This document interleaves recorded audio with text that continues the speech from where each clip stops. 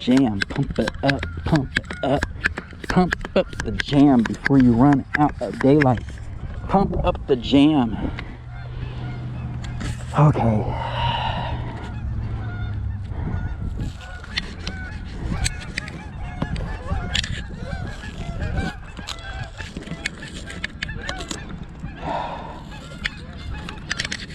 Trying to get around the spokes however I can. Yeah, I know this tape doesn't have a fucking hope against concrete. I know this is a bad idea, but bad ideas sometimes get you home. So I will take it.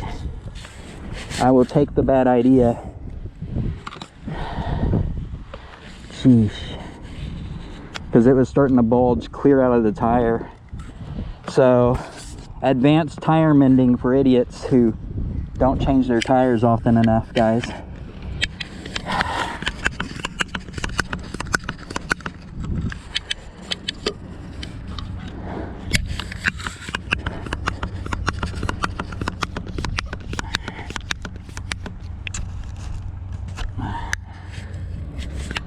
Nowhere near 20 psi yet. Keep pumping, Brandon.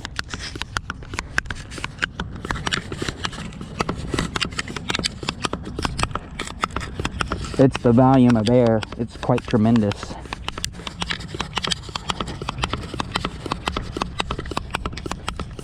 It's way easier with it on the ground, though, than with it back on the bike.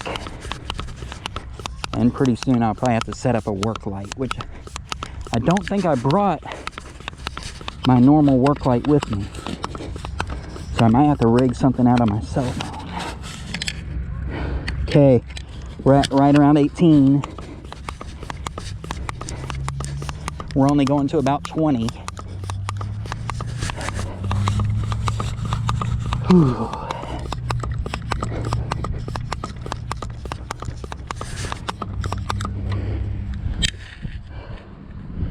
We're at 19.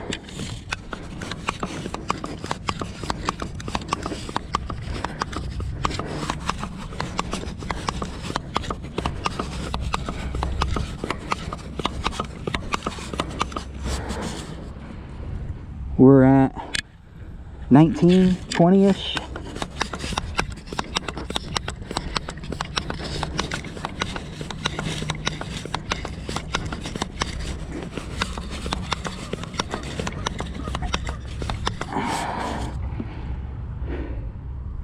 We're at 20. Okay. Well. Whew.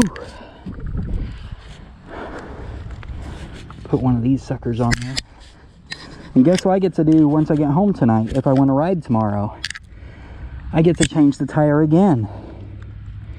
It's not just one tire change, or because of a flat tire, but another complete tire change because of this tire is toast. Whew. So where's my dropouts? Dropouts, guys, go up to the sky, just like that.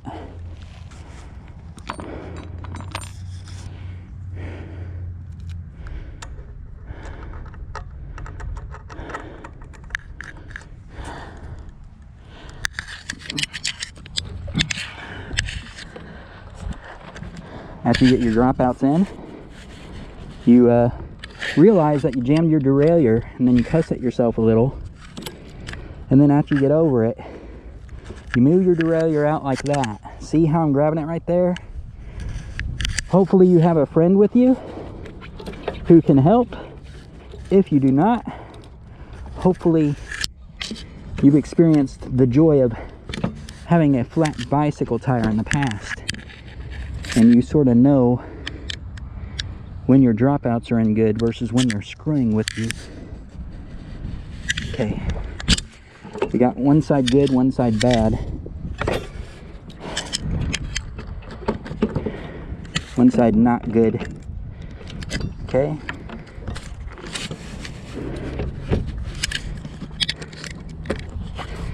Let me look. No, see, it's it's doing a thing.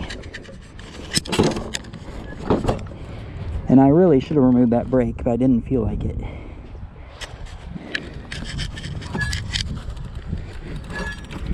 Yeah, my bad. Well, shoot. It's in there, but it's not in there. Let's see what the torque arm does. I'll let the torque arm decide my fate. The torque arm reaches, then I think it's in there. Torque arm does not reach, then it's not in there. And it looks like it reached. So I guess I was imagining things, but I'll let the torque arm kind of decide. Oh guys, remove your brake. Yeah, I completely warped that disc. It's bad too. I can see it. See that? That's why you want to remove your caliper. Maybe it'll straighten back up as I ride. I'll give it a couple of hard stops and see what happens. Likely that will need replaced. Which is fine. I've got one. That's the thing, whenever you got like a bunch of spare parts at your house, you'll take more risk. But if this is like your only bike and you don't have parts and you're completely stock and you're worried about scratches and whatever, you know, a bike shop isn't a bad option if you're not in a big hurry. For me, a bike shop is not really a good option because of the one really nice bike shop we have in town will not service e-bikes. And the other guy, man, he makes some beautiful frames. He's actually a frame builder. And I almost hate to bother him because of like, it's a whole craft he's got going on. And I think it's awesome. I don't want to bother his artwork, you know. It's like, so we got one guy who's like an artisan here in town, and then the normal bike shop here in Evansville, Indiana won't service my e-bike. So my options are bother an artist or frickin' go and get made fun of and told to leave. Both are perfectly great options, right?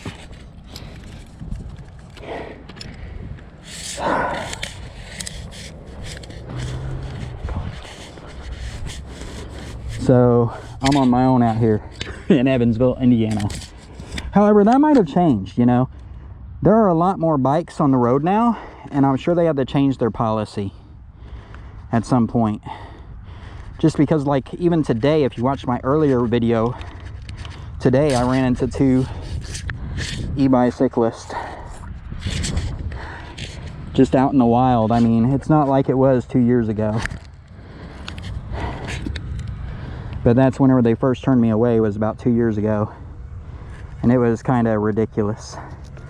I'd just gotten my brand new e-bike. I got a flat tire in the back hub, just like this one pretty much. Newer tire. But they would not service it. They turned me away. So I had to watch a bunch of YouTube videos, figure out, you know, all the ins and outs and get it done. Because, not because of I don't have money, but because the e-bike shops here in Evansville, Indiana suck. Except for Spicer. Sam Spicer's awesome. The other bike shops here suck.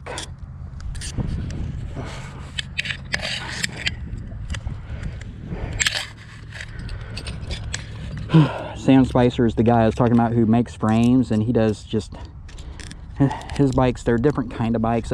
I did have him help me true a wheel, and he did a really awesome job on my last e-bike because I had broken like 12 spokes doing stupid stuff, and he fixed me right up. He trued that wheel like really well. But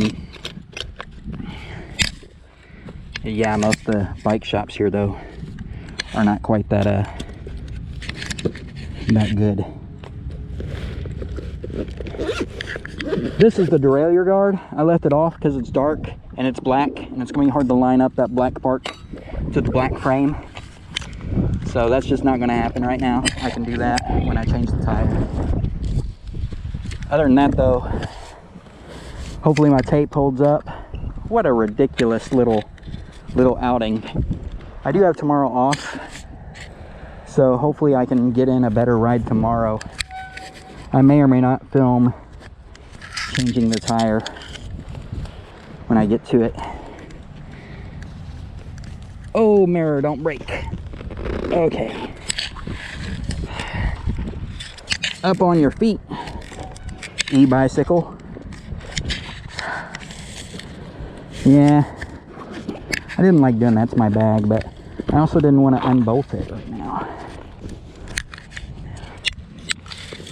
You know, you trade your... Look at what I almost lost, and look what I almost left behind. Leave no trace. Oh, unless you have holes in your pockets. That's great.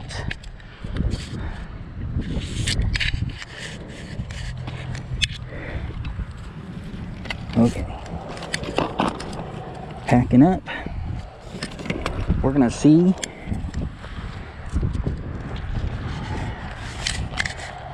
I'm gonna grab a drink. That made a thirsty boy out of me. Well, good times and bad times.